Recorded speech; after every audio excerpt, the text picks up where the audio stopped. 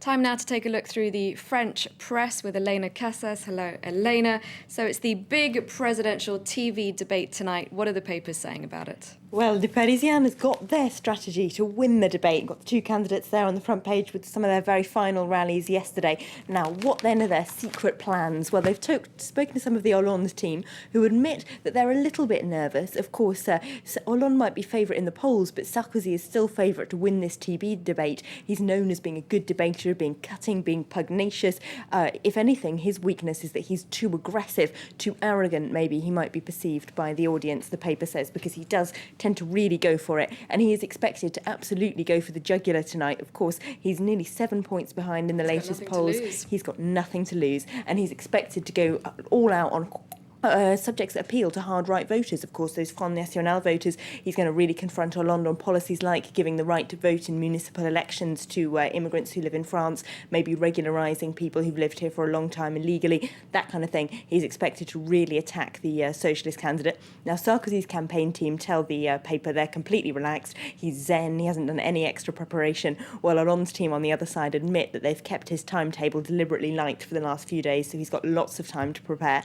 They've spoken to Ségolène Royal in that paper, who took Sarkozy on, of course, in 2007 and was generally not thought to have done particularly well out of that debate. She was quite caught on the back foot by the president's aggressive tone. And she does say, I've spoken to François on the inside, I've told him things that he should keep aware of for that Sarkozy debate. But also there's traps that the president could fall into that he did that time. He was seen as being quite condescending towards her, and he won't want viewers to think that he's being condescending to Hollande or looking down at him.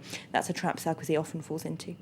Now, preparations for this debate have been underway for quite a while now, and there are very strict rules, aren't there? Yes, there really are. Libération is taking a look at this today inside their paper. Front page says what they really think of one another, and they say that for François Hollande, Sarkozy is the absolute epitome of everything he hates in politics, someone who's just focused on the goal, on power and on winning, who he sees has no principles, whereas for Sarkozy, Hollande just doesn't have the stature to be president. He's too weak, he's too vague. But they do take a funny look also on the inside at the strict rules that the camera team are being subjected to for this evening's debate. Apparently, the campaign teams have already had a row over who should be behind the camera. They're worried that the choice of director is someone who might be a bit too sympathetic to Sarkozy. And then there's a whole list of shots they're absolutely banned from using. They can't take any shots of the candidates listening to the questions from their opponent in case they look a bit too caught off guard. And particularly banned angles are Sarkozy's profile because of his nose. His campaign team don't want that seen.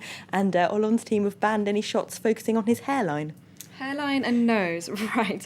Now, this won't be the first time that these two men come face-to-face in a TV debate, will it? It certainly won't. Les Echos is looking back over some of their previous confrontations. Of course, these two men have been best enemies, as the paper puts it, for decades at the top of French politics. So the first time they ever faced off in front of TV cameras was in October 1988, back when François Hollande was... 1998, sorry, back when François Hollande was head of the Socialist Party. Nicolas Sarkozy was number 2 of the then right-wing coalition, the RPR, which now has since become the UMP, of course. Now, that debate, Nicolas Sarkozy was seen to have quite clearly won because he talked a great deal about law and order and crime even back then, 13 years ago. He was thought to have better addressed the things that the French were worried about and to have much better on-TV style, a much better, lighter debating style than François Hollande, who at that time, the paper says, came across as a bureaucratic civil servant. But he's learnt a lot since then. The two men then faced off during the European elections campaign in May 1999, when it was generally thought that Sarkozy came worst out of the debate because he talked down to Hollande too much. He was too condescending, he was too arrogant,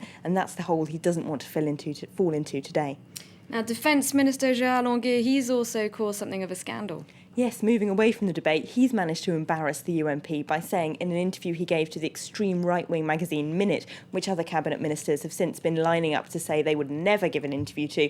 Now, he told them that Marine Le Pen was completely different from her father and that she's now become someone that the UMP can talk to.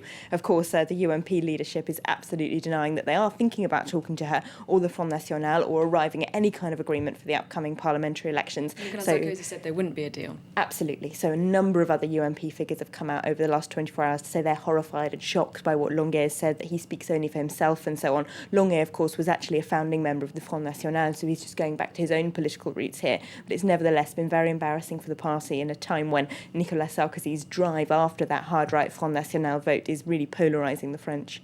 OK, thank you very much, Elena, for that look at the French press.